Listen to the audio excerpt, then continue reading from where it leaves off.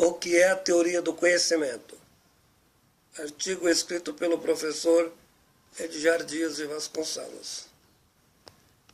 Em síntese, a teoria do conhecimento resulta-se do desenvolvimento filosófico com o objetivo de entender as origens do conhecimento, a sua história e como se formulou em cada tempo, com seus devidos paradigmas. Para conhecer, precisa dar fundamento ao saber. Epistemologizar-se. Quais as possibilidades do conhecimento?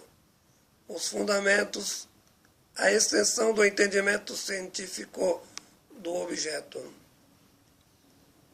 Tais proposições vêm desde o pensamento helênico clássico.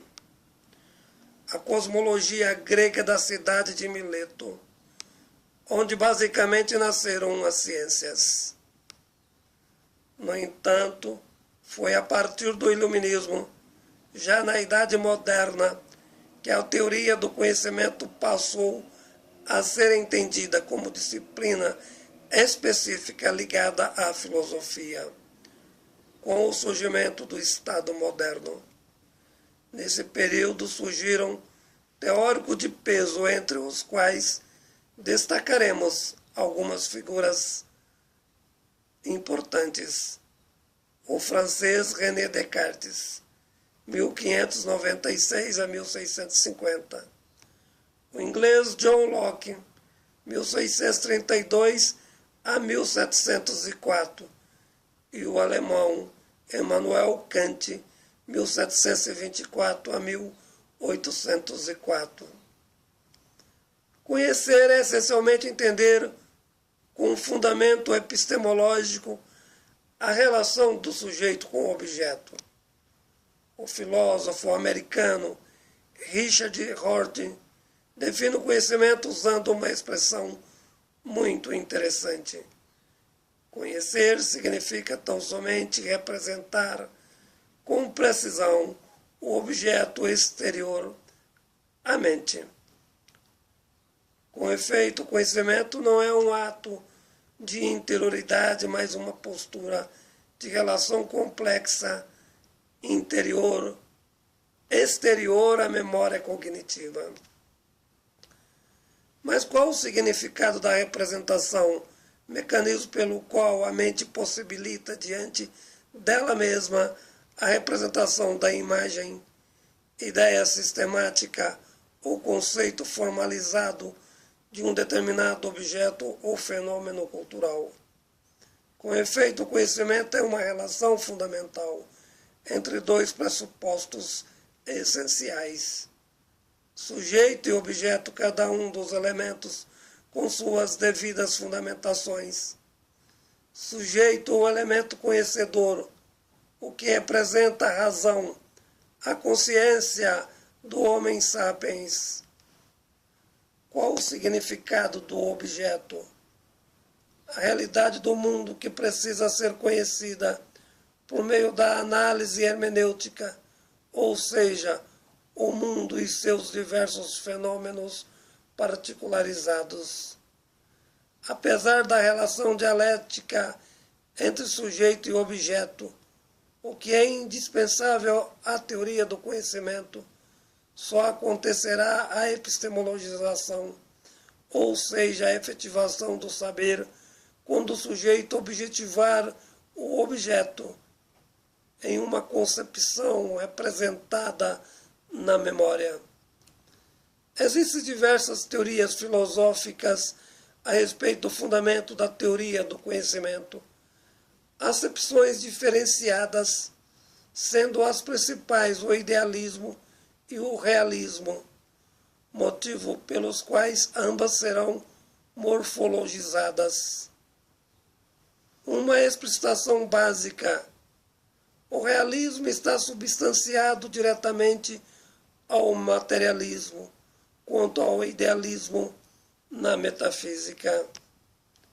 Em que define a axiologia do realismo, heuristicamente são percepções em que o sujeito tem o objeto numa relação de cognição dialética indispensável em tal teorização. Os objetos, na realidade, determinante na formulação do conhecimento pelo sujeito, o que significa a existência de maior materialidade na elaboração do conhecimento pelo mesmo. Porém, ao realismo filosófico metafísico não crítico, acredita que o conhecimento seja uma simples ação do sujeito sobre o objeto, por meio da memória objetivada como mecanismo de síntese, uma distorção do verdadeiro realismo.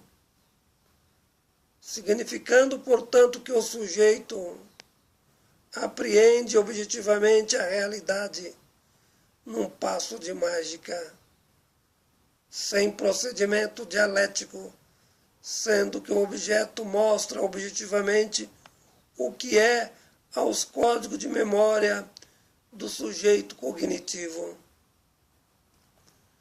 Caracteriza tal processo de cognição como realismo ingênuo, objetivação metafísica da realidade epistemológica, conhecimento como manifestação simplificada. Não refiro a esse modelo de realismo como científico, mas à acepção que é essencialmente crítica, que problematiza a relação sujeito-objeto. Mesmo assim, tem na concepção filosófica a determinação do objeto em referência ao sujeito. A outra acepção importante especifica-se como idealismo.